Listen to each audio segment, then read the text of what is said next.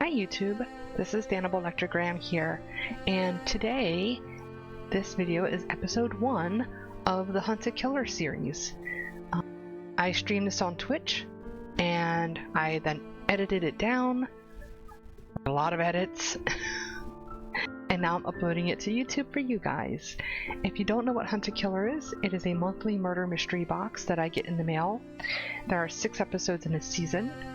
And in each box I get a bunch of documents and other clues for and evidence for a fictional murder case that we have to try to solve together as a community. And I post all the information in my Discord. I take pictures of everything and post it in the Discord, and then on stream we review it together as a community and try to figure out what we need to do. So this episode, we had to gather our list of suspects for this fictional murder case that took place at a Renaissance fair. And then from here on out, in the following months, we'll have to narrow that list down, suspect by suspect. And if you want to help out, when we actually stream this, you can follow me on Twitch at Danable Electrogram. And when I do the Hunter Killer stream, once a month, you can come in there and hang out and help out, try to solve this case. Because look, sometimes there are ciphers and stuff that need decoded, and I could use the big wrinkly brain help from people, because y'all know I'm not so smart. But together we can solve the case, and it'll be fun. So if you enjoyed this episode, be sure to hit that like bell, also subscribe to the YouTube channel, and also don't forget to follow me over the Twitch at Danable Electrogram, so that way you can help us out when we actually stream it live. Right, enjoy the rest of the episode. Bye. Okay. Hey, it's working. Okay, so this is so when I got the stuff in the mail, one of the things you do is get a link to this website. So let's go ahead and look at it. Before we look at this website, let's look at some of the documents we got. So I'm gonna be doing a lot of reading, y'all. I apologize in advance. So this is the first letter we have, and this is from Gray Investigations. Hello, investigator. I have a case for you. A young woman recently contacted me about a story I caught on the news not too long ago. The owner of a Renaissance fair was found stabbed to death and left in the blacksmith's forge. Really grisly stuff. Got a lot of attention since the fair was closed last year. The woman who found me, Artemis Troy, works there, and she needs help solving the case. If you caught any of it on the news, you probably already know the police arrested someone for the murder. Sam Langstar, another volunteer at the fair. She was in charge of the forge where the body was found. Artemis, however, is sure it wasn't her. Looking over what material she showed me, I think she's right. It seems as if the town was really eager to put this whole incident behind them and move on with business as usual. In my experience, that's always suspect. Some of Artemis's fair friends are even wilder than some of the theater kids I spent time with in college. But she seems to understand them pretty well. Trust her instincts. She's a bit inexperienced, but she wants to get to the bottom of this. I helped her set up a virtual desktop so you can exchange information and talk privately. Head to michellegrayinvestigation.com and use your email address to log in. The password is Porter.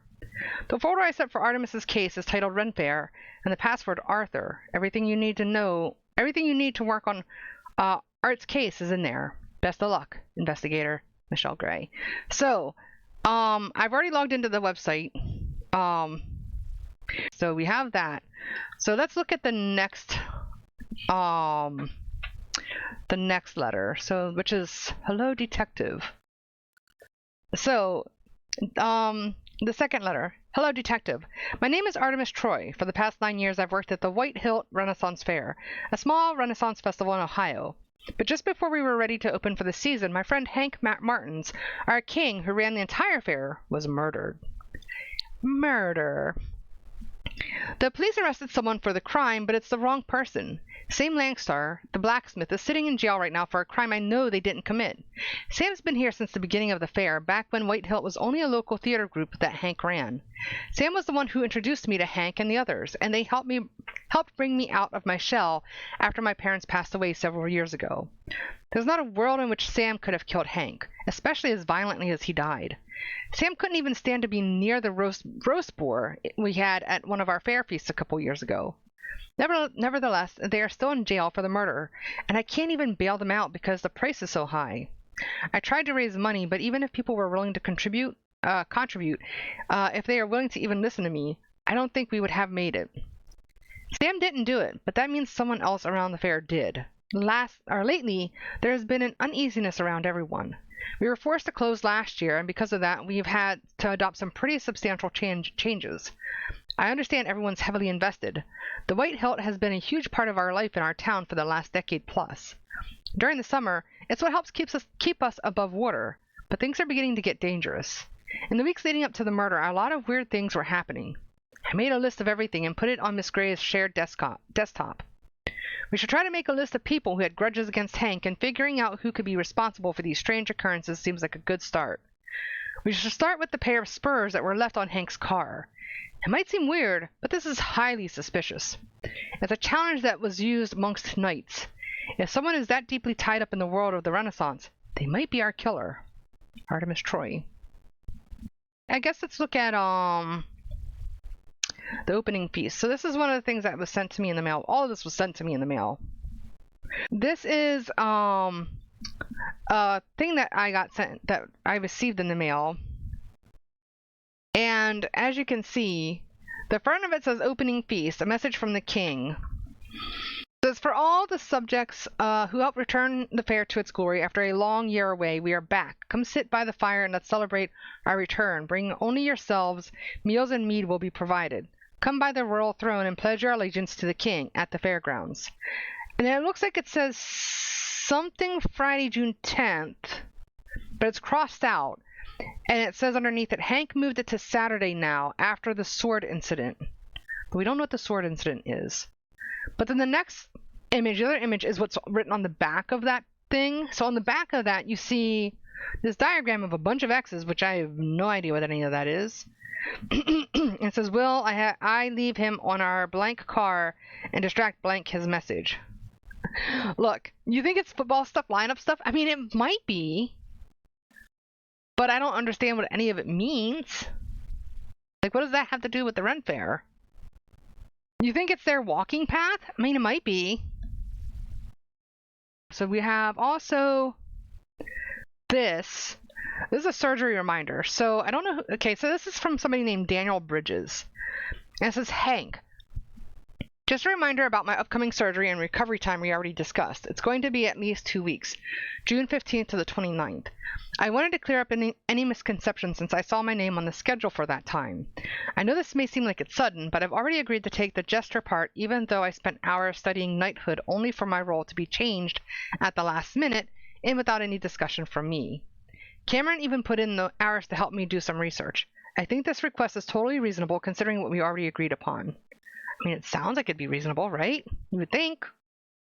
Sounds reasonable to me. Let's see, what do we have next? We have changes to the Ren Fair. So we have this one. This is the next one. Alright, so we have this changes from the Renaissance Fair. Changes for the White Hilt Renaissance Fair's 13th season. After consulting Chester and his Hollywood acumen, the following official changes will be implemented for our newest season. Children under 3 will no longer be allowed entrance to the fair for free. Parents will have to purchase them a ticket at a reduced price, $5. Wow, I don't like that. That's mean. Cameron Dow will perform music daily as the fair's advertised headliner. Due to rising costs, food items will be priced at $2 higher than last year. Non-alcoholic drinks will be priced at $1 higher, and alcoholic beverages will be priced at $3 higher. Teammates will now have to leave their provided costumes and materials on site at the fair at the end of each day. The Beast Feast drumsticks are changing from turkey acquired locally from Smithers Farm to chicken sourced from Verdue. We are introducing alternating theme nights every 2 weeks. Tickets for these events will be priced $5 higher than our standard entry fees. Specific themes will be announced at a later date. Due to rising costs, a new vendor, Stevenson's Props, has been selected for all costuming, crafting, and metallurgy. Okay, I don't know how to read, okay? Metallurgy materials to be used within the fair. If teammates prefer props of different materials, they are encouraged to bring their own approved props at their own expense. All props must be approved by Sam. Time off for any reason must now be scheduled 1 month in advance as opposed to the pre-existing standard of 2 weeks. Failure to be present at your assigned duty will result in immediate dismissal, no warnings. Uh-oh. Interestingly enough, this mentions the change in the policy. Because the change in the policy was about the, it says down here, it says you have to have it 1 month in advance. If you want to take time off, you have to let it be known a month in advance. But if we look back at this, the surgery reminder, this, okay, so maybe not. It says this is a reminder of my upcoming surgery in time we've already discussed. Okay. For some reason I thought maybe this was discussed only 2 weeks prior, maybe that was the issue, but it doesn't say how long ago they notified Hank of the surgery, so never mind. Ignore me. Alright, so anyways, moving on. This is another thing. So yeah, I got this poster in the mail. And about, it's called Goat Midwinter. Friday, February 11th at Valdivian Stadium. aka Tall Oaks Coliseum. But on the back of the poster it has this written on it, which says, "Call me sometime, kid. I can get you a better gig than putting up with those punks. Chester Russo." Wasn't that?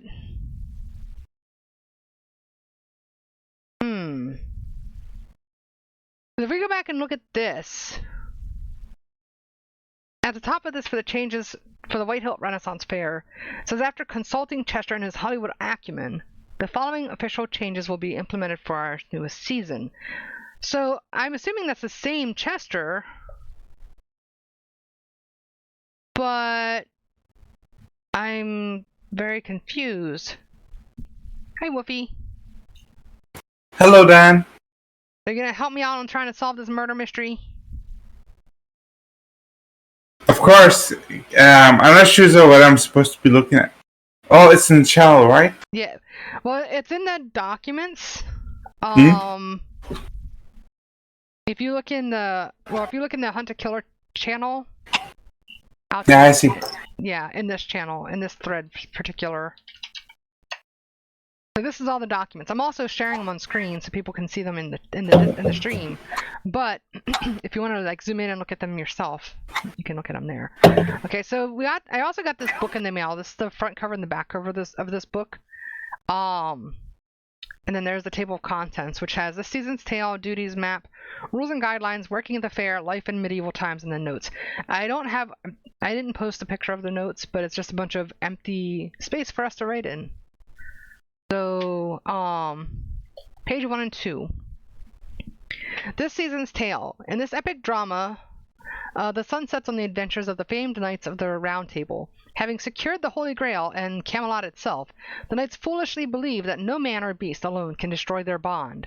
But the love of a maiden will begin their undoing when King Arthur's most trusted companion, Sir Lancelot, falls for Queen Guinevere.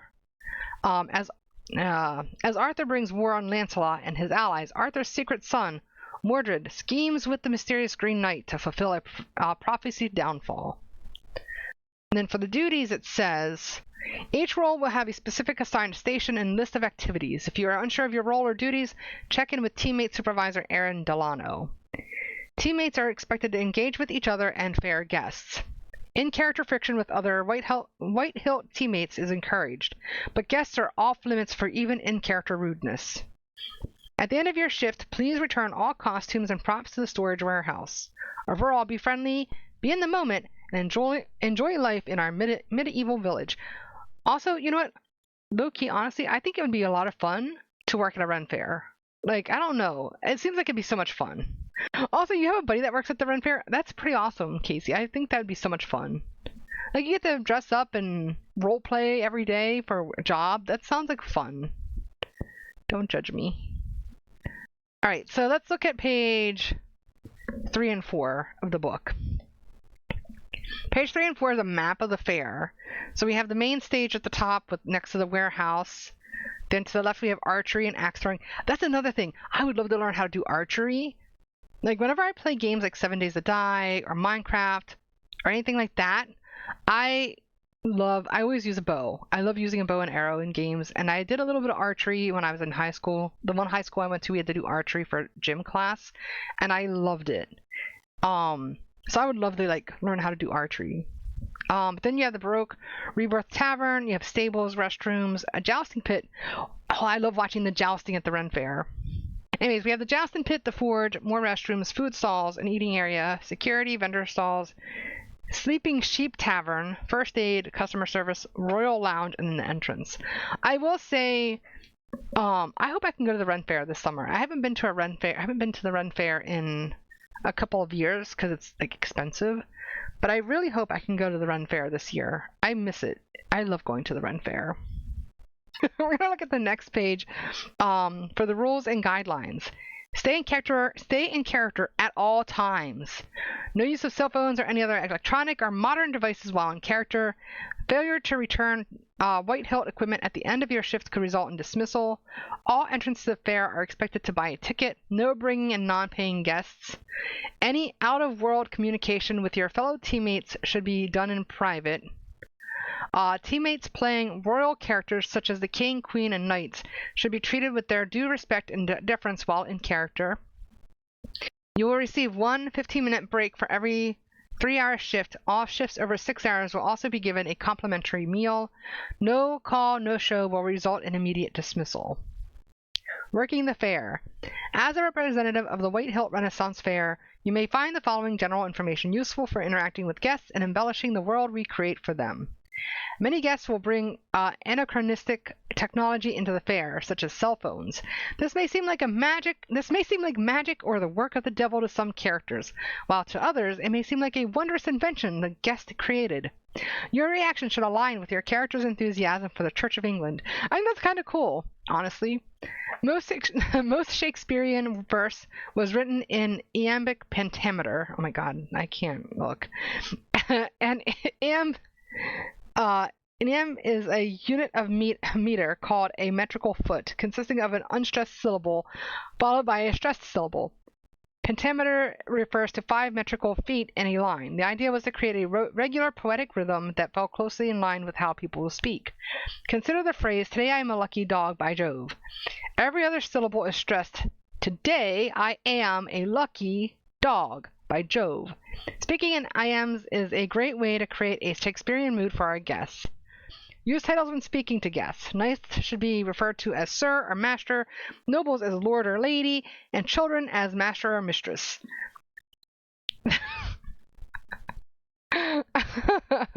I actually find that really funny that they do that. That's one of the things that's fun about the Ren Fair is like how they stay in character.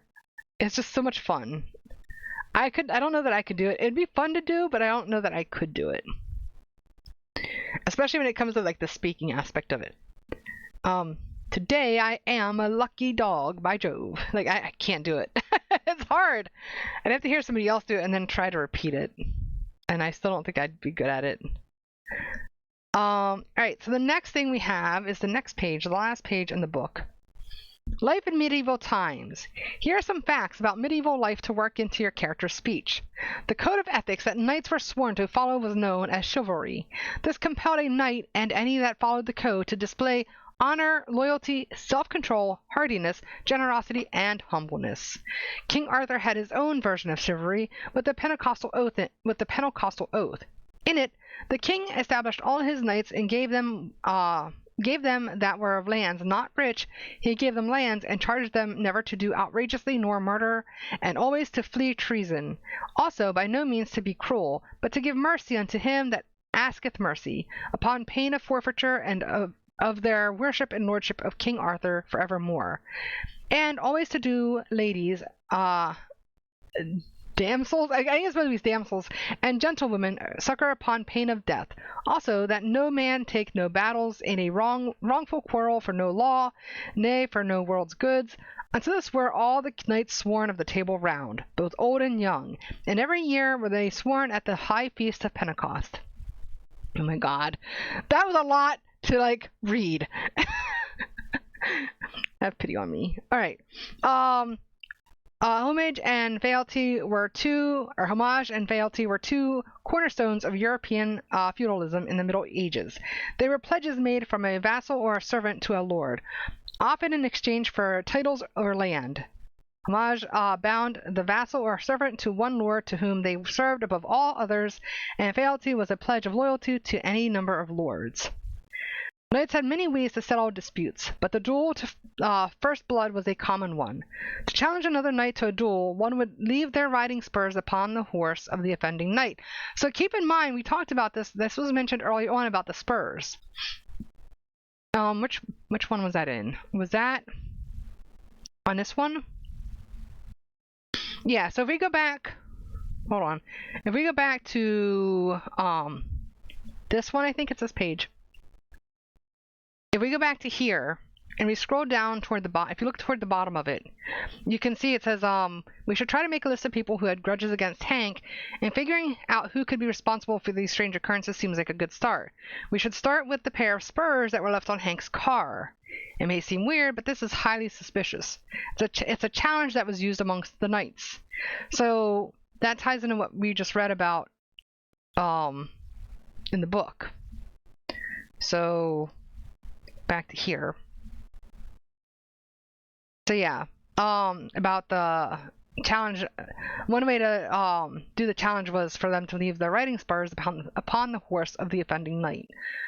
The medieval European world was surprisingly diverse, with intermixing of Norman, Gaelic, Pictish, Roman, Danish, Danes, and Germanic cultures. Religions ranged from early Christianity to nature worship and polytheistic religions.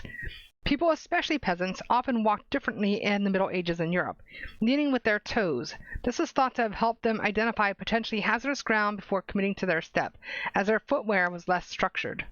And so now, thus informed, go forth and be merry in the revel of the white hilt. I wasn't expecting Danish to just randomly pop up. Then we also have this. I also received these in the mail, in the box. So, oops, I forgot to remove those. So I received this necklace and this ring. So I don't know if these are significant, but I guess we'll find out. So now that we've looked at all the stuff that came in the box, let's go back to the website. I guess we should go back to the website, right? So let's go back to the website. So on the website, we have, this is blank. So I don't know what this is going to be or what this is for, but this is blank. I don't know why. Meeting minutes. So let's look at the meeting minutes first. Told y'all this is a lot of reading. I knew going into this was going to be a lot of reading, but it's a lot of reading. Also, I apologize that you guys can't have access to this part of it in the Discord, because I actually have to have the login, and the login requires my email and stuff and my actual name. So my apologies that you don't have access directly to this part of it in the Discord. But I think it's going to be big enough that you should be able to read it without a problem in the chat. If it's not big enough, let me know and I can try to zoom in, but I think it should be fine. So White Hilt Renaissance Fair meeting minutes. First weekly teammates meeting recorded by Paige Sandovar. Or Sandovar, whatever. Opening. The weekly meeting for teammates of the White Hilt Ren Fair was called to order at 4:30 p.m. on June 3rd in the main stage auditorium. I feel like this might be important information regarding the date and time. Present, all. Absent, none. Approval of agenda. The agenda was unanimously approved and as distributed. Approval of minutes. This is the first meeting for the 13th season of the White Hilt Ren Faire. No previous minutes to approve. Business from the previous meeting. NA. New business. Training. Teammates new to the fair will be given a brief training session this coming Monday at 5 p.m. Tonality. A reminder of fair tonality concerning character portrayal. It is expected teammates remain in character around White Hilt guests, but characters are to be dropped outside of their presence. Any method acting, especially as an excuse for poor behavior, will not be tolerated. Fair expansion. Announcement that there will be an expansion to the White Hilt, likely beginning at the end of the season, to premiere next season. Several teammates spoke up with concern and questions concerning farmland and where these expansions will be located. No new information can be shared at this time. That's interesting. That's like that. Notes from returning teammates. Concern about the mass appeal creative direction the White Hilt seems to be headed since return from hiatus. Rebuffed with the realities of running a business in last year's closing, and assurances that the White Hilt will remain as down-to-earth as previous seasons. Concern from the stall owners, particularly Vivian Scott's, over the proven low quality of outsourced wares compared to local. Sam Langsler additionally cited possibilities for accidents when using anything produced from such metals. Vivian Scott cited negative effects on local businesses and concerns that the move could hurt morale. So they're talking about how, if we look at the changes, if we remember looking at the changes to where was it? The changes to the Ren Faire. They were talking about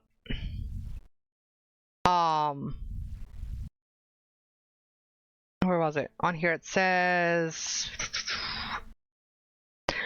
due to rising costs, a new vendor, Stevenson Shops, has been selected for all costume and crafting and metallurgy materials. That's a tongue twister. And so I guess these people are having concerns about that because the props are not quite up to speed as to what they should be. Plus, since it's not local business, it's hurting local businesses, because local businesses, of course, when you were buying from them, it had, boosted the local businesses. But now that they're not doing that, it's hurting them. Concerned that the new entrance fees for children under 3 would drive off the majority of customers who spend money while inside the fair, even if they did not purchase a ticket. Under 12 entrance fees will remain in place, but will be reevaluated next season. Suggestion brought forth by Morgan Mattery, I don't know how you say the last name because it's a name, whatever. Teammates should have a separate smoking area from the guests in order to avoid ruining immersion during breaks. Idea approved, with a reminder to all teammates that breaks of any kind should not be taken in areas shared with guests. Location for teammates only smoking area under consideration and will be finalized by next meeting. Suggestions brought forth by Kyle Grouter. Teammates should receive a number of tickets to give out as reward for their work. Idea being taken into consideration, with earliest possible implementation being next season. Ideas for next meeting to be determined. Adjournment. Meeting was adjourned at 5:03 p.m. The next general meeting will be held at the same time and place this coming Friday, June 10th. So the meeting only lasts like half an hour. So interesting. Good to know. Good to know. Good fences post. Oh yeah, I don't think I ever showed you guys the map. So we have a map of Tall Oaks. Which is at the top of it, toward the top, it says my home. And then during the bottom left corner, it says our fair. It's kind of orangish green. Orange and then kind of green mixed zoning area. And then there's like other places, like there's a diner, a bistro, a playhouse, tattoos, town hall, cat cafe. Man, I want a freaking cat cafe. A pub, grill, yoga, O'Reilly sandwich shop, Tall Oaks auto care, tiny type antiques, high school, middle school, elementary school, and stadium. So yeah, we forgot to look at that earlier. Anyways, back to the website.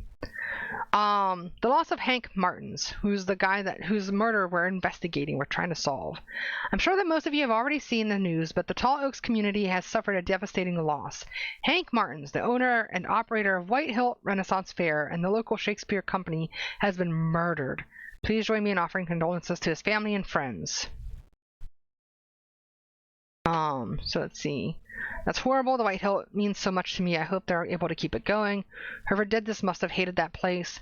The website is still up with Hank's picture on it. Not sure if that's a good or a bad sign. Murdered? We have a murderer? Honestly, it's no surprise. I've even seen both him and his wife running around town with other people. Uh-oh. Nani? Was there an affair happening? All kinds of rumors about that dude hooking up with the stars from the Shakespeare plays. I mean, look. It could be possible there's an affair, but right now we don't know their marriage situation. Maybe they were polyamorous. We don't know. They might be poly. Or they could be just swingers. I mean, who knows? No judgment here. He was playing 50-year-old Romeo with a 20-something Juliet. Didn't look good. Did you see the police just arrested someone who worked there? I hope they fry her. As a small business owner, there's nothing worse to me than someone who would turn on their boss like that. She was just arrested, not convicted. Chill out, lady. I can't chill out until this town stops falling apart. I guess you don't care. What do you want, a picture of her doing it? I worked there for 2 summers. I did sometimes get a weird vibe from some of the people there. Rip, though. Page 2. The metal scene here sucks now. The heck happened to Tall Oaks? I haven't been to a good show since Goat Midwinter's Valentine's Day show. Their last show with Cam singing, I just saw them with the new guy and he's garbage. He's definitely messed with their sound too. The new stuff sounds like John Denver took over for Lemmy. This used to be the brutalest town in the Midwest. What the heck happened? Okay, Gemma. Dude, some guy just got murdered at a Ren Fair. How much more metal do you want it to be? God. Cam made that band, in my opinion. They're not going to get a deal without him. I'm pretty sure they were being scouted before Cam left. Cam got kicked out because he's a narcissist. All he wants is people to notice him. He doesn't care about metal. Dude, it's perfect circle. Cam got picked up by the same Renaissance fair like the day after he left GM. Crazy, bro. Are you serious? How does that even happen? And you think it's metal? Yeah, dude. That smarmy guy popping up at the shows who everyone thought was a scout turned out to be somebody at the fair. And he was the one who signed them up. What kind of life do you live where every little thing has to be metal? Okay. Page 3. Got one. Ohio Grassman caught on camera. My new trail cam I put out on the empty plot is about to pay for itself. Check this out, you bunch of non-believers. The Ohio Grassman, Bigfoot's cousin, right in our backyards.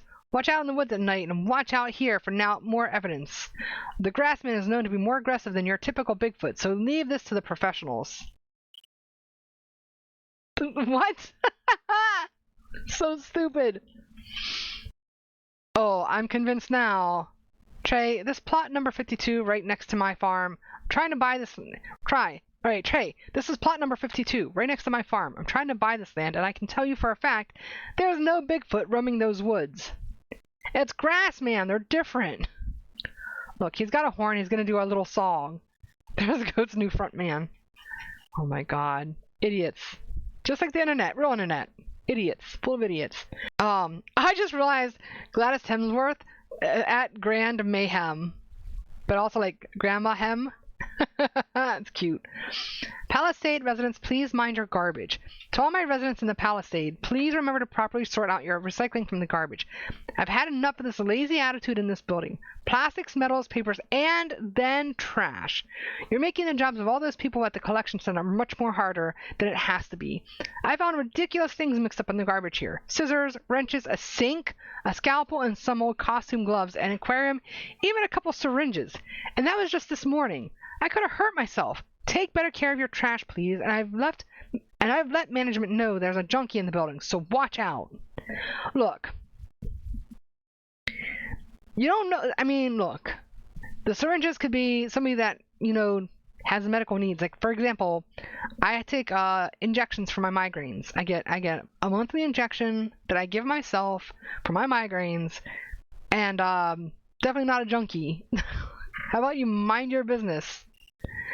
Did you go through my garbage? Those are my insulin needles. See? What did I just say? Medical needs. Snap. Busted. Alright, so that's page 4. Okay, so I can't click on those. Okay, so let's close this. Let's see what else we got. Annotated outline. Oh, Lord. Death of Arthur by Chester Russo. Interesting. So this is the third time that Chester has come up. I feel like Chester's a little sus. I'm just saying. A dark and action-packed retelling of Sir Thomas Malory's Le Morte d'Arthur. I can't do French. I'm sorry. The story begins just as King Arthur and his close companions at the Round Table have secured their place in the kingdom and its history by discovering the Holy Grail. While peace reigns in Camelot, trouble brews underneath, with Merlin warning Arthur of a mysterious spectre on the horizon, connected to her firstborn son. Paranoid, Arthur orders all firstborn male children in his kingdom to be rounded up and imprisoned until the threat passes. But unbeknownst to Arthur, his half-sister, Morgausa, bore his son. Nani? Hold up. Did I just read what I just think I read? I think I just read. But unbeknownst to Arthur, his half-sister Morgause bore his son Mordred, and was able to hide both her relation to Arthur and her offspring from the king.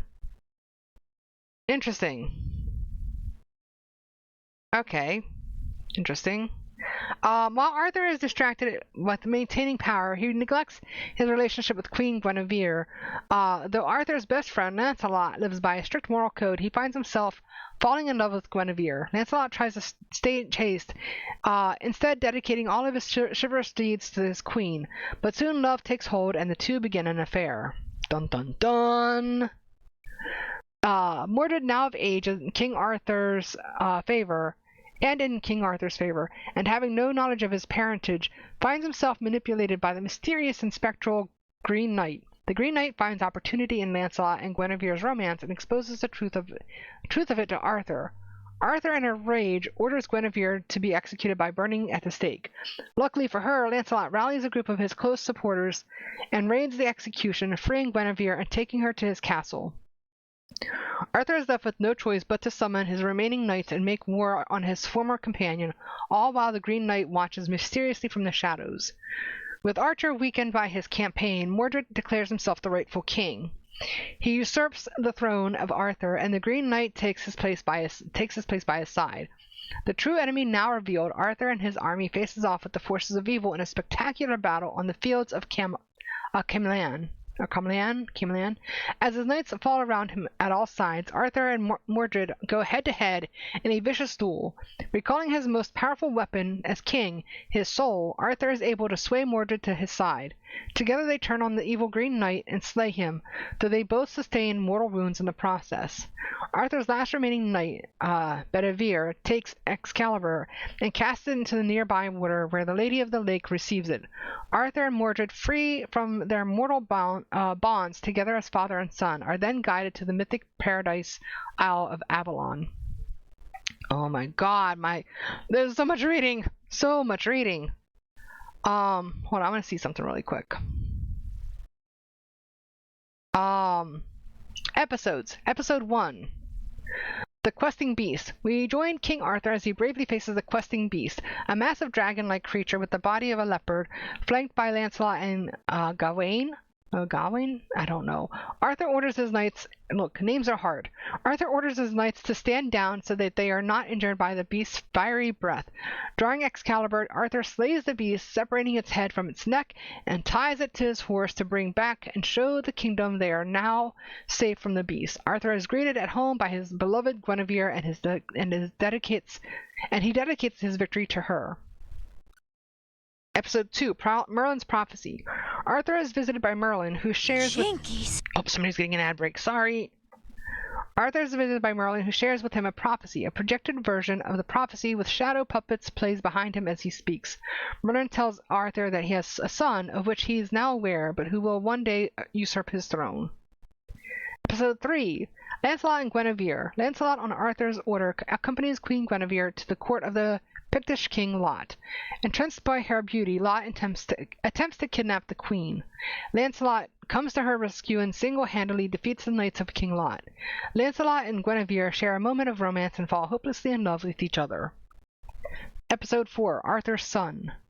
Morgause, Arthur's former paramour, is informed of the king's plans to imprison the firstborns. She enlists the help of the enchantress Morgan Le Fay, who helps to conceal her son Mordred by magical means. Episode 5, Arthur's Crimes. King Arthur oversees the imprisonment of the firstborns. Meanwhile, Lancelot returns with Guinevere, and finding Arthur gone from the castle, the two begin their affair. Episode 6, Mordred. Mordred is brought into Arthur's court to learn as a knight. Arthur, sure that he has saved himself from Merlin's prophecy, agrees to take him in and be his guide. The two spar, and Mordred shows his natural talents with a sword. Back in his chambers, he is visited by the spectre of the Green Knight, who reminds Mordred of Arthur's attempt to imprison him. Mordred promises that he will one day unseat Arthur from the throne. Episode 7. There's a lot of reading. Betrayal revealed. Mordred, wandering the castles, discovers the affair of Lancelot and Guinevere. Sensing an opportunity to weaken Arthur's alliances, the Green Knight convinces Mordred to bring this fact to Arthur. Arthur orders Lancelot exiled from the kingdom and imprisons Guinevere in the dungeon where she will await execution. Episode 8, Lancelot's Return. Arthur oversees Guinevere's execution, where she is to be burned at the stake. Lancelot mounts a surprise attack on the execution and frees Guinevere after slaying several of Arthur's knights. Lancelot and Guinevere ride off to Lancelot's ancestral castle, and Arthur vows revenge. Episode 9, War. Arthur delivers a powerful speech to his remaining knights and loyalists as they ride out to assault Lancelot's castle. He gives the order and takes all of his remaining men away from Camelot. On the field in front of Lancelot's castle, Arthur and Gawain fight Lancelot and his knight. Episode 10, Usurpation. Mordred, back in Camelot, reveals his origin as the son of King Arthur to the kingdom. With Arthur gone, he declares himself King of England in his stead, demanding fealty from the subjects. Episode 11, The Final Duel. Word makes its way to the battlefield, and Arthur learns of his son's betrayal. Arthur ceases the war against Lancelot and returns in haste to Camelot. Outside of Camelot, he is met by Mordred and his forces. Mordred and Arthur initiate a brutal duel, but realize they have a greater enemy. Standing together, Arthur and Mordred slay the Green Knight, though both are mortally wounded in the fight. Episode 10, The Death of Arthur. Arthur delivers his last words to his young knight, Bedivere, and orders Bedivere return Excalibur to the Lady of the Lake. Bedivere refuses at first, but Arthur persuades him, and Bedivere throws the sword into the nearby water. Shockingly, a hand emerges from the lake and catches it. Bedivere disappears, and Arthur is joined by his sister Morgan Le Fay, who tells him his time here has ended. Arthur rises renewed and follows Morgan into the mists of Avalon. Okay, we have a cast here. The cast, King Arthur is played by Hank. So Hank is the one that was murdered. So he's actually playing King Arthur. Queen Guinevere is played by Lynn Martins. And we like the same things. I think that we would make good friends. It makes me sad that I have to pay to see you. Thank you, Dead Fly Games, for cheering 50 bits. Thank you for the biddies. That's one of my favorite. Oh man, there's so many good scenes in Hannibal, but I love Franklin. It makes me sad that I have to pay to see you. He just wants to be Hannibal's friend. He wants to be Hannibal's bestie. That's all. Thank you for the biddies. I appreciate you. So Queen Guinevere, Lynn Martins. Lancelot is played by Chester Russo. Mordred is played by Artemis.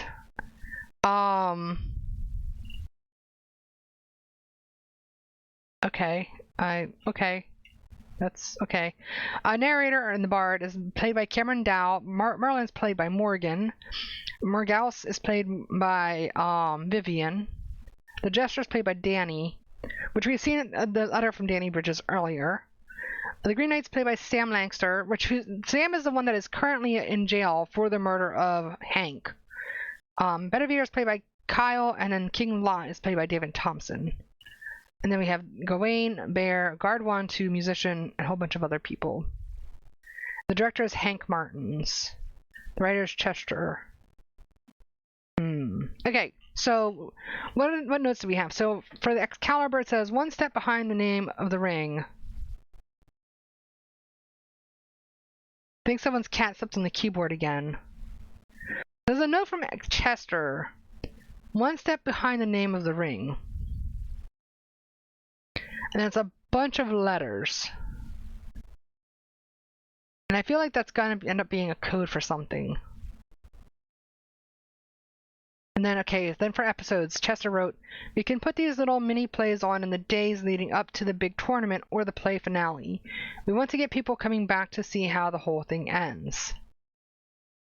And then Lynn adds here for Merlin's prophecy, like the Three Witches scene, I like this quite a bit. And then for Arthur's crimes, where it's crossed out, it says Hank, no, cut this far too dark. And so he says agreed. Then down here, for Mordred, Art says, I don't know if I'm prepared for such a large role. Okay, so Artemis is supposed to be playing Mordred. And it says, I don't know if I'm prepared for such a large role, but Hank says, you'll be fine. I know you can become a lead. Then for Merlin, it says, Mordred says, I'm not going to have the time to prepare for this big of a role with everything I need to do on the farm. We'll find the time for you, don't worry. This comment thread has been resolved. This comment thread has been reopened. We need to talk this over.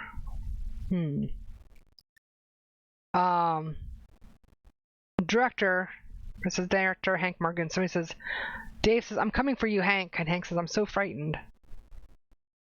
Oh, that's referring to, King, oh, okay. So the yellow is pointing up here to King Lot. So Dave is playing King Lot. So King Lot is the one that tried. Okay, it's the one that was trying to have an affair with his wife or whatever. And then Chester, at this point I feel like I should go get a co-director role for this too. We'll talk about accreditation because he's doing all the writing. What about this side? Can I want to see what this part says over here, but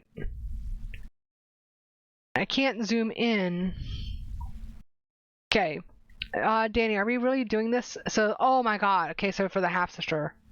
It's Shakespeare and tragic. Plus, it's in the source material. We can get away with it. We're gonna need something that shocks people. Just want it on the record. I'm uncomfortable with this. That's all. So yeah. Wait, who was Danny playing? I don't remember. Anybody? Okay, Danny was playing the jester. I was just looking back at that.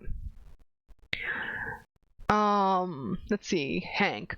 And where are we going to get the money for this? A puppet like this would need multiple operators, and the fire stunts have been expressly prohibited. We'll figure it out. We've got to dream big, or we'll never go anywhere. I've made some puppets for shows like with my old band. I could draw up a sketch. I can help you make this if you like, Cameron. If we made it ourselves, it would be a better quality and last longer than something we get off of a shelf. We could use it in the upcoming seasons. So we're talking about the puppet show that they want to do. Hank, so the Green Knight is to be interpreted as the Dark Lord archetype, yes? The strong, largely silent, evil good must defeat? That's it. And then Chester says, that's it. I've even got a guy who could make a helmet with smoke safely coming out of it. Hank, good. So long as we're able to focus on the actors we have actually on stage. Vivian, I have a costume in progress that could work for this. There's no need to outsource when we could save money. True. Then Hank says here in the tan one, this seems like too much of a downer. Is there any way Arthur could get a win here? Chester, this is the story, unfortunately, and sometimes that's life. Probably because Arthur dying. Cameron says, I'm going to write the music for this, yeah. And Hank says, bit of both, we can talk. Vivian says, I already have the perfect costume and prop setting for this. Chester says, I have some ideas we could do to make it better. Let's flag it for discussion. And then Danny says, Jester? I was supposed to be a knight of the round table. And then Chester says, the jester is a great role. You get to come out and roast everybody and get all the laughs. And Hank says, you're a great comedian, Danny. Just give it a chance. So yeah, that's what earlier that was mentioned in the one letter where Danny was supposed to play a knight, and he was studying to be a knight, studying for the role of being a knight, and then his role got changed to jester, and he was not happy about it. That's the annotated outline. Okay, we got some videos to watch. What is White Hilt? Oh, this is the this is the actual website. Oh my god, we haven't even so much stuff. This is why Hunt a Killer costs $30 a month, because they actually put it's a lot of stuff. It's very high quality. It's a lot of stuff. Let's see the jousting. The beating of hooves, the blare of the horns, the clashing of steel can mean only one thing. Summer has returned, and with it, the White Hilt Renaissance Fair. We hereby declare the 13th season of the White Hilt Renaissance Fair open! This year, the White Hilt brings you a dark tale of revenge from the twisted mind of Chester Russo, featuring the songs of former GOAT Midwinter frontman Cameron Doe. And this year, not even the king himself is safe. Join us at the White Hilt Renaissance Fair, 10 minutes from Tall Oaks, or take exit 12 off of I-71. I love this. This is like the thing that okay, so they put so much work into these Hunt a Killer. Like, they actually get actors and everything. This is bananas, because this is not an actual place. Like, the White Hilt Renaissance Fair, I'm pretty sure, is not an actual thing. We are unbelievably excited to welcome you all back after a year away. For the auspicious 13th season, the White Hilt Renaissance Fair is proud to present history's greatest tale of brotherhood, betrayal, and bloodshed, the death of King Arthur. The story begins as the sun was setting on the adventures of the famed knights of the Round Table. Fresh from their quest for the Holy Grail, their bond was never stronger. But while no man or beast could destroy these brave knights, the love of a maiden would be their undoing. For King Arthur's most trusted companion, Sir Launcelot, fell in love with his Queen Guinevere.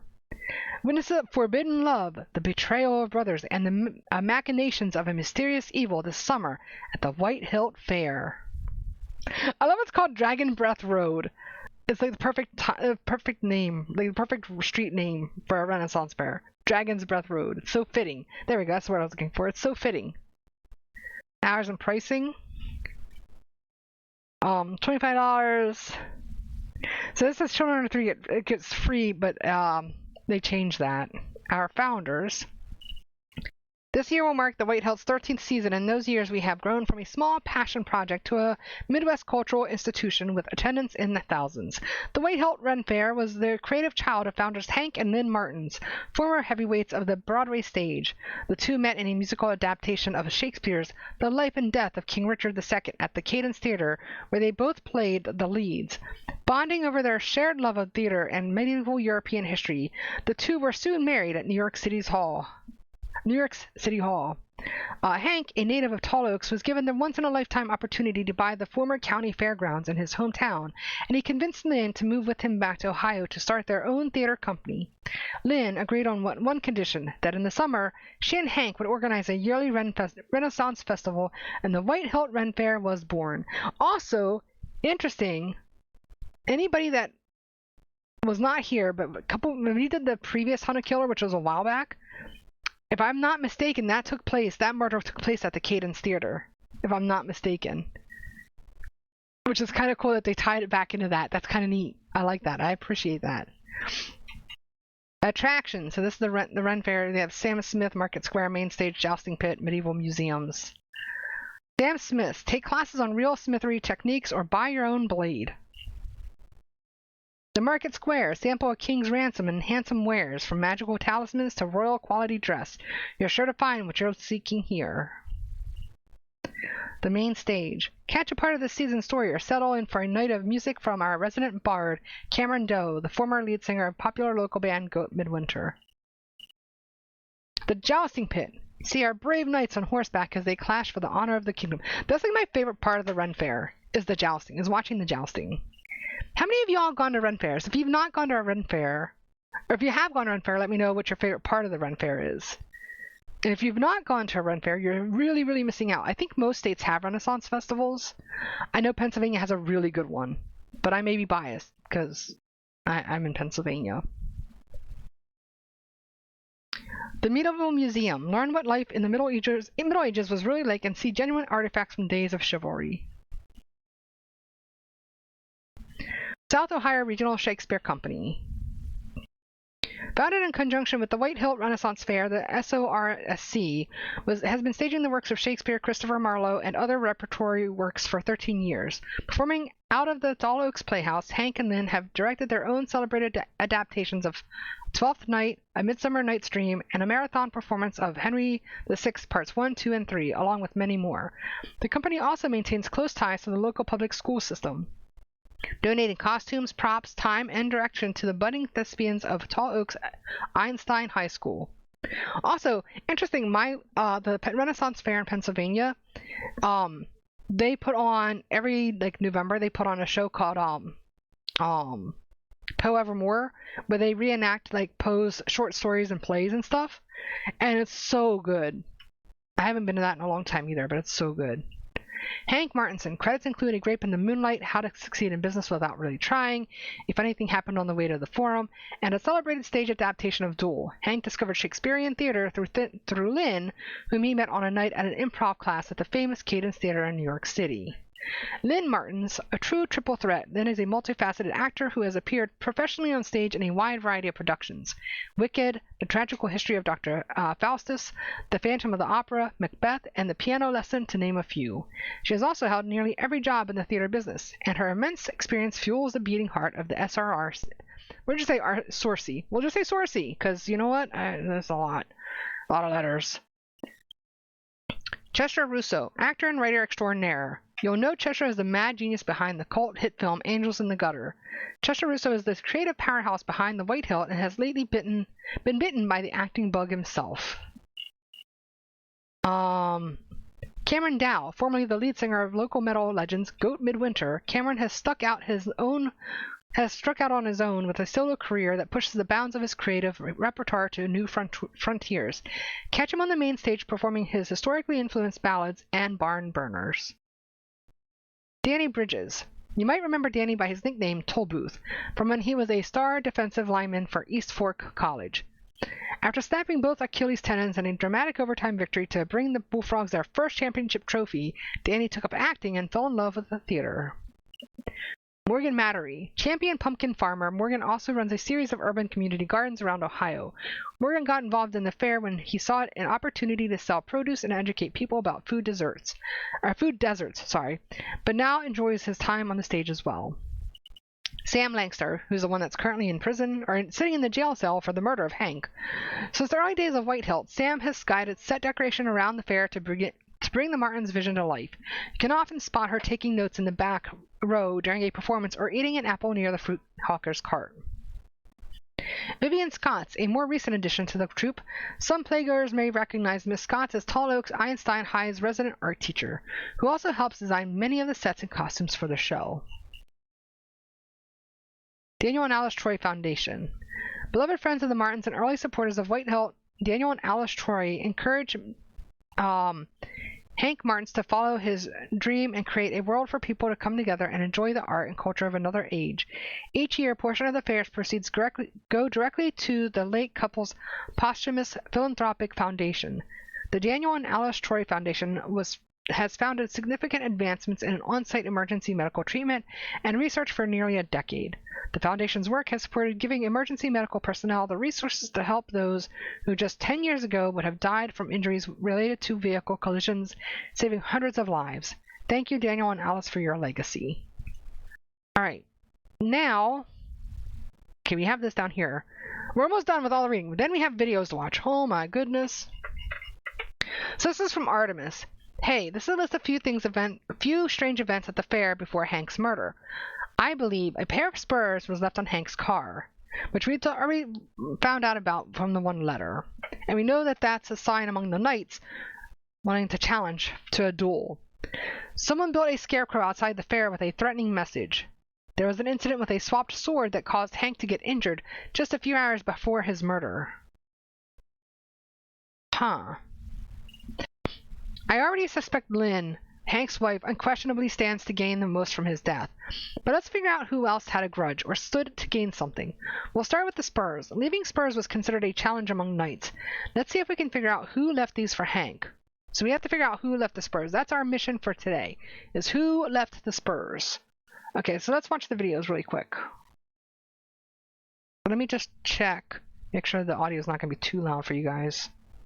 Out of your bloody mind, I could have got my head chopped off. What's the matter with you? No, that wasn't me. How could you not know you're holding this stupid thing? Back up. What? Back up. For something stupid really happens.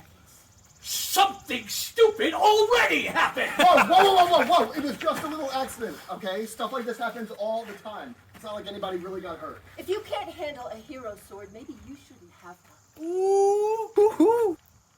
We will discuss this later in private. Also, somebody's getting an ad break. Sorry about that.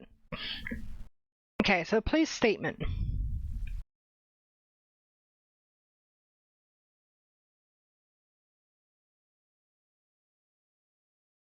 Thank you for joining us here today. I will be reading an official statement provided by the department. We will not be taking any questions at this time. Hank Martins, the proprietor of the White Hilt Renaissance Fair, was found murdered early last Saturday morning, June 11th. We believe the murder occurred the night prior at around midnight, and an unsuccessful attempt was made to dispose of the body. I am able to report that this morning we've made an arrest in the case. The fairgrounds are officially no longer a crime scene and can safely reopen. That is all the information we can give at this time. Again, there will be no questions and answers. Thank you. Yeah, somebody was arrested, but do you have the right person? Okay, here's the last video. How are you doing? Sorry, that's a stupid question. It's alright. I'm doing... Yeah. I'm doing. It's good to see you. No one else has been here. By the gods. Look, kid. I know what you're about to do. Tell me what happened that night. That. Don't. I know you didn't do this. You know you didn't do this. Doesn't matter. All that matters is what they think.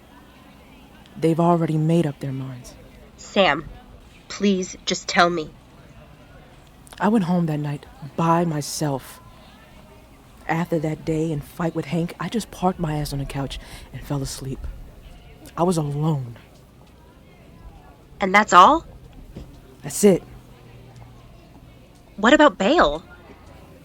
You got 100 G's laying around? How is that even fair? It isn't. So interesting. So that's the recording from... So I'm assuming that's Artemis talking to Sam. And of course, Sam is who we saw in this video here. Because, okay, so let's look back at this. It said, hold on. Someone built a scarecrow. Okay, so there was an incident with a swapped sword that caused Hank to get injured just a few hours before his murder. So it seems that Sam had... So apparently there was a sword swap, and Sam had the sword and accidentally injured Hank before he was murdered. Which is probably why they think Sam is the one that killed him. But... Okay, so we have to figure out who stands to gain anything from killing Hank. So obviously his wife, right? Chester, I think, would also have something to gain from this. Back to what we were trying to figure out. We need to figure out who put the spurs on the thing. Oh no, somebody's getting an ad break. Sorry about that. You know how to get rid of ad breaks. Okay, if we look at this here, at the annotated outline, I feel like this stuff here where Chester wrote the letters, that's got to mean something. What it means, I have no idea, but it's got to mean something. I don't know if it's one step behind the name of the ring. Because Arthur's last remaining knight, Bedivere, takes Excalibur. Excalibur being the sword. So why did he highlight that and say one step behind the name of the ring? We do have this. I did get this in the mail. So does it mean, is he referring to something? Is he referring to this ring? Because it says one step behind the name of the ring. But I don't know what that means. It's such... I'm so confused. Alright, let's go back and look at this. This bunch of letters have got to mean something. I just don't know what. And does it have something to do, by chance, with this? I don't know. Does it? I will leave him on our blank car and distract blank his message. I feel like there's got to be something between the will, the I, and the leave, because the spaces are too big compared to how the rest of the words are spaced, but I don't know. Hold on, let me just reread this note. So Hank, just a reminder about my upcoming surgery and recovery time we already discussed. It's going to be at least 2 weeks, June 15th to the 29th. I wanted to clear up any misconceptions since I saw my name on the schedule for that time. I know this may seem like it's sudden, but I've already agreed to take the Jester part, even though I spent hours studying knighthood only for my role to be changed at the last minute and without any discussion from me. Cameron even put in the hours to help me do some research.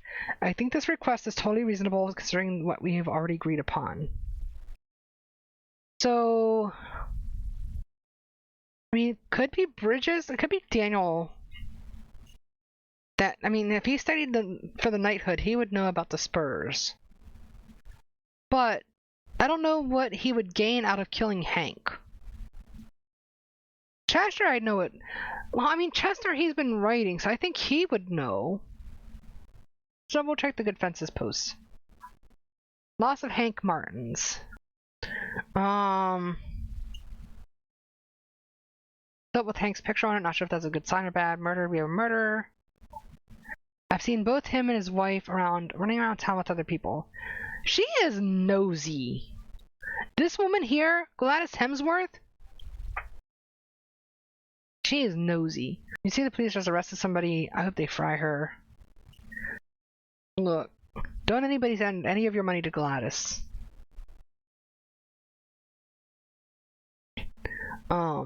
She sounds like a Karen, and I don't like her. What do you want, a picture of her doing it? Like, what is this? Hold on.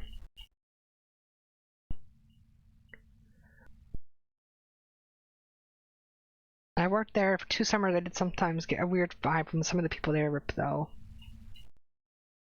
Their last shows with Sam, the last show, they haven't been to a good show since Goat Midwinter's Valentine's Day show. Their last show with Cam singing. New guy is garbage. I'm pretty sure they were being scouted before Cam left. He got kicked out because he's a narcissist. All he wants is the people to notice him. He doesn't care about metal. Dude, it's a perfect circle. Cam got picked up by the same Renaissance fair like the day after he left GM. And GM being Goat Midwinter. Got picked up by the same Renaissance fair like the day after he left Goat Midwinter. That smarmy guy popping up at the shows who everyone thought was a scout turned out to be somebody at the fair, and he's the one who signed him up. What kind of life do you live where every little thing has to be metal?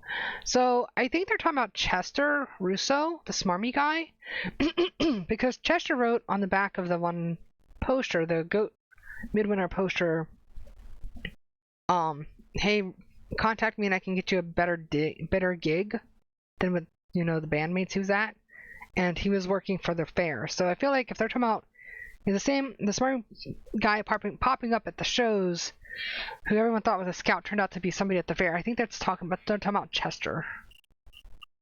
I really feel like Chester is like pretty sus at this point. I still am thinking that it's going to be Chester.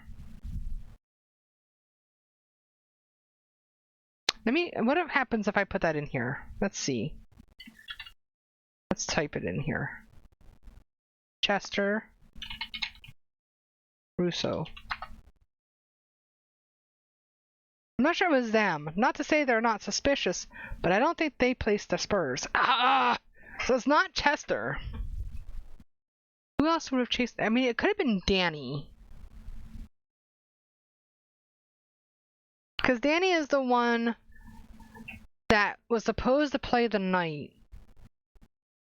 but they switched his role to the jester without really consulting him first, which he was pretty upset about.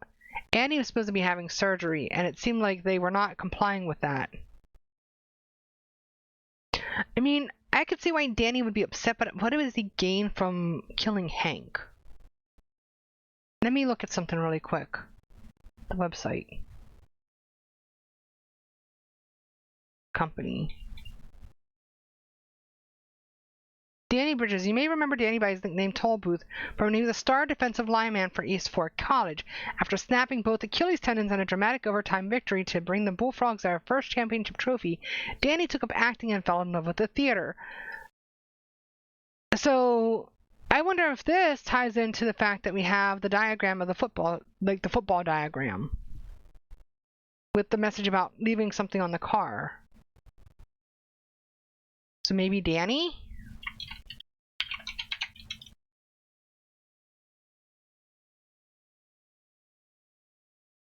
Yes, that checks out. Hey, let's go! He was training to be a knight and didn't seem too happy about being made the jester. But he was talking to someone else too. Who else was in on that Spurs plan? So yeah. So I was on the right track whenever I thought about the football thingy. Ha ha ha ha ha ha ha ha ha. But yeah, he was talking to somebody else. And we have to figure that out. So let's go back and look at this note. So also I can move this back, I think. Let me go ahead and move this back so it looks better. It looks more like what it's supposed to look like, where it was previously. There we go. Hank moved it to Saturday now after the sword incident. Whoever wrote that, I feel like definitely wrote the note on the back of it too. Because it looked like, it kind of looks like the same handwriting. Yeah, I definitely think this is the same writing. This is the same person. Okay, it was written by Danny, but who was he talking to?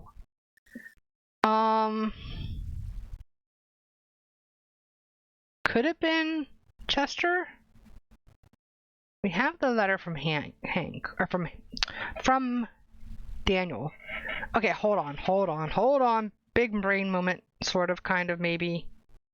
Oh, I didn't want to do that. Sorry. I've turned all the things on that I didn't want to turn on. Alright, so we have this message from Danny about his surgery. Because I know this may seem like it's sudden, but I've already agreed to take this gesture part, even though I spent hours studying knighthood, only for my role to be changed at the last minute and without any discussion for me. Cameron even put in the hours to help me do some research. So maybe he was working in cahoots with Cameron. Because here's the thing.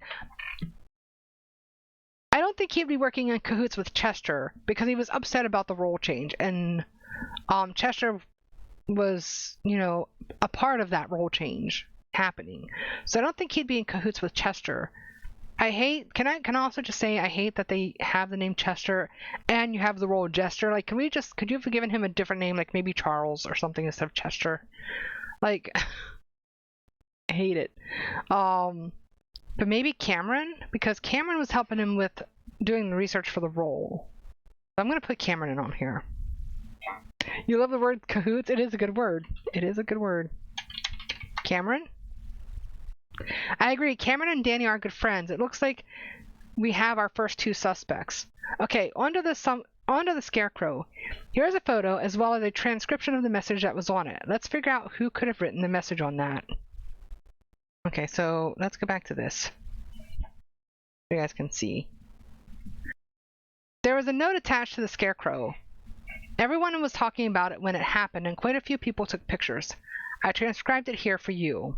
You have abandoned your own people and sought outside help to supply the kingdom. This has gone far enough. Our king must continue to keep the wealth and supplies with his own citizens within his own kingdom. Heed this warning or the monarchy may fall. Okay.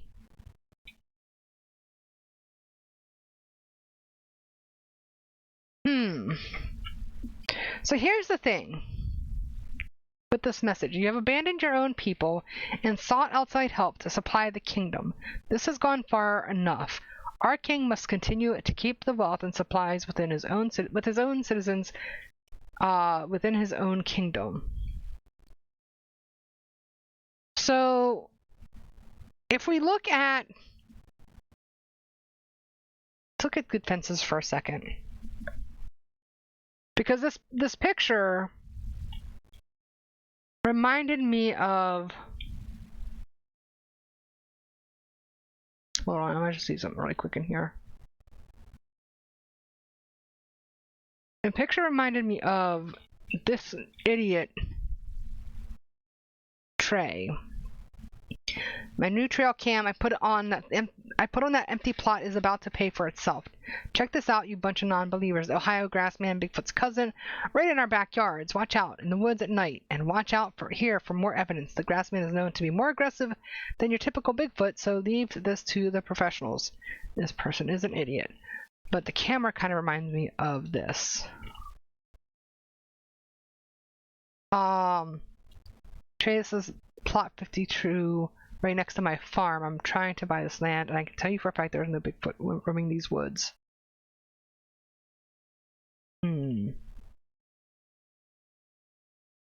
So, does Trey have any kind of association with the? I don't think so. I don't remember seeing his name, but that doesn't mean anything. Let me look at the meeting minutes. Meeting minutes.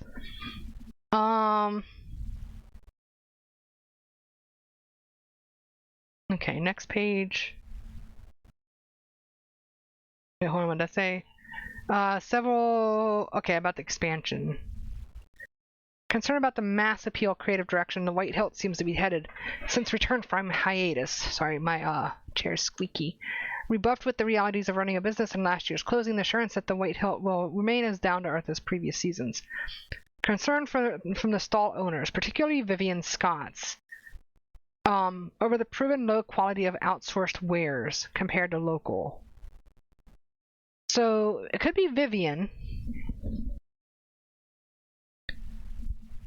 because based on the wording of that, saying about how sourcing from outside of his kingdom. It could be Vivian being upset about the outsourced wares. I think it might be her. I think it might be Vivian because she's very concerned about the low quality of outsourced wares compared to local. And then when you look at this picture, it says, "You've abandoned your own people and sought outside help to supply the kingdom." It says, "Our king must continue to keep the wealth and supplies with his own citizens within his own kingdom." And if you also go back to the minute meetings, that's another concern that is brought up because it says Vivian cited negative effects on local businesses and concerns that the move could hurt morale. So I think maybe Vivian. Okay, I'm going to say Vivian. I think Vivian is it.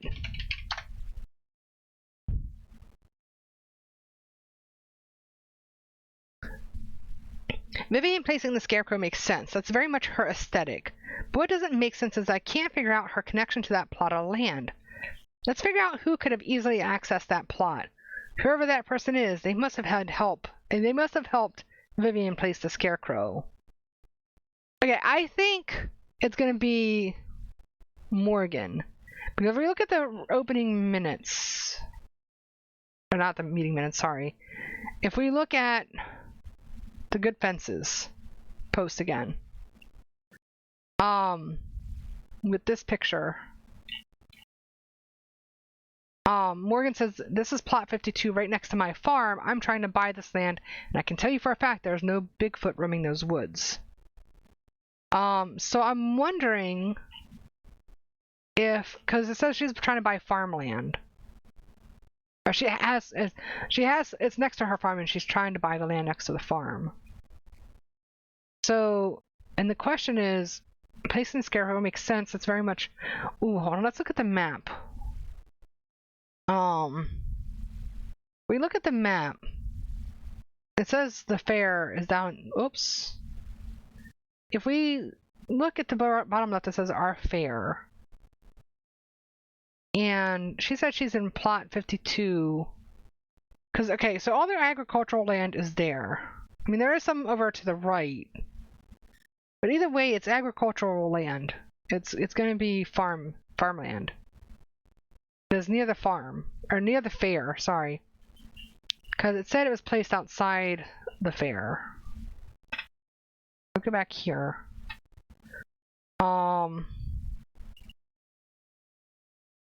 Because if we go scroll back up, it says somebody built a scarecrow outside the fair with a threatening message. So outside the fair is nothing but agricultural land. So, and we knew Morgan has a farm. So I'm gonna say maybe Morgan.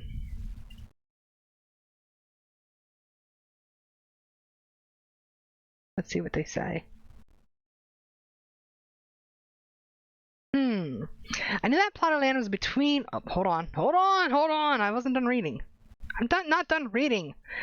I knew that plot of land was between the fair and his home, and that Morgan was interested in it, but I didn't know Hank was involved as well. There seems to be bad blood there, so let's add Morgan to the list. Well, that does make sense. The plot of land was between the fair and his home. Yeah, because Morgan wanted to buy that land, but maybe Hank wanted to too, because they said in the meeting minutes, if we look in the meeting minutes, there's an announcement that there will be an expansion to the White Hilt Ren Faire, likely beginning at the end of the season, to premiere next season. Several teammates spoke up with concerns and questions concerning farmland and where these expansions will be located. And Morgan has a farm, and he's trying to buy a plot of land. So if they're trying to expand to that same area, yeah, it could be a problem. Last thing, the case of the swapped sword. Hank was injured in a stunt just before his death. I believe it's what made people feel comfortable blaming Sam for what happened. Hank was struck during one of our rehearsals, but Sam would never be so careless as to use a real sharpened blade. Someone deliberately swapped a sharp stand-in sword for the hero version. Who could have done such a thing? Okay, so now we have to figure out who would have swapped the sword out. And we know it's not Sam. Who could have swapped the sword? Let's look at the annotated outlines again really quick. We know it's not going to be Chester, because even though I think Chester has a good reason to want Hank killed, I don't think he's going to be scheming with these other people unless he was doing it on his own, which maybe could be the case. I know that we know Danny mentions the sword incident. Who was playing knights? Who? So we know Chester was playing a knight. So was Dave and Kyle. But stunt coordinator is Nathan Pringle. It is interesting, because here we come up with the name Rich Tandy for the choreographer. And the props master also, Sally Hendricks. It could have been any of those people. But who would want to? We have this note up here about the one step behind the name of the ring. And the ring looks like some Richard something, Richard the Lionhearted? I forget what Yokai said. And we do have a Rich that's the choreographer. We also have Dave saying, "I'm coming for you, Hank." Hank's like, "I'm so frightened." But that could have been just in jest, just as a haha funny, that's banter a bit amongst friends. But it's hard to say. Let's see, whom else? We talked about Danny, we've talked about Cameron, and Vivian. But we don't have anything on like Rich or Sally or Diane. None of the people that are dealing with like the behind the scenes stuff. This one's got me puzzled. Who could have done such a thing? Who could have swapped the sword? And there's so many people that could have swapped the sword, but the question is when and why and how? Let's see. Is there anything here that could be our founders? Okay, this is about it is interesting. It says the two met in a musical adaptation of Shakespeare's The Life and Death of King Richard II, which we talked about the name Richard earlier. Yeah, I have no idea. Okay, let's look at these names again. Chester, Cameron, Danny, Morgan. Okay, so these basically are all the people that are suspects right now. We have Morgan, we have Vivian, we have Sam, who's already in the jail cell, whom is innocent, most likely. We have Danny, and we have Cameron, and then Chester, of course, and Lynn. That didn't help us. Who could have swapped the sword? I believe it's what made people feel comfortable blaming Sam for what happened. Hank was struck during one of our rehearsals, but Sam would never be so careless as to use a real sharpened blade. So it was during a rehearsal. Who? It could have been Lancelot, aka Chester. It could have been Mordred, which is Artemis, but I don't think it's going to be Artemis because I don't think they're going to self-incriminate. I don't think it's going to be a self-report, guys. Not going to be a self-report. So, could it be... I'm going to go back to Chester and see if it'll let me put Chester in. Okay. Thanks. Good luck. GG's. Well done.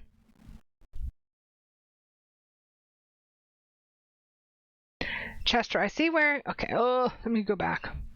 Chester, I see where he's noted the sword elsewhere. He's always been one for hyper-realism, often to the point of impracticality, sometimes to the point of dangerousness. And with that, we have our suspect list. Lynn, Danny, Cameron, Vivian, Morgan, and Chester. All these people had a grudge against Hank, or stood to gain something from his death. I'm going to go look for more evidence concerning our new set of suspects, and I'll send you another package with what I find. Okay. Okay, is that it? Anything else? We good? That means we did our mission. We completed our mission. We've got our suspect list. So we know who our suspects are.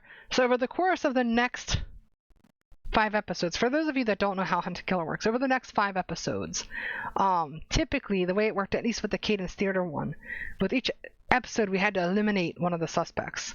Like, we had to look at the information we had, that we were given, that we were sent, and try to determine who amongst those suspects we now have could now be eliminated based on the new evidence that we receive. And then eventually it narrows it down till you get down to one suspect, ergo the murderer. The murderer. So, this is different because this is a different setup, a little bit different than Cadence Theater, because Cadence Theater, I had to actually submit an email. And in this case, it's just via like a little text message box down here, which is kind of cool. I like how it's different. What's the word I'm looking for? It's set up differently. It's not just the same, right? So I appreciate that. But we did it. We got our list of suspects after much lollygagging and just BSing. Because look, I was having a hard time focusing today. I apologize, y'all. We would have been done a lot sooner if I was just kind of focused. But ADHD brain, not so easy to focus sometimes. It's like that. It's like that. But with that said, we did achieve our goal for today. And that will do it for today's episode of Hunt a Killer. Be sure to follow me on Twitch. Bye.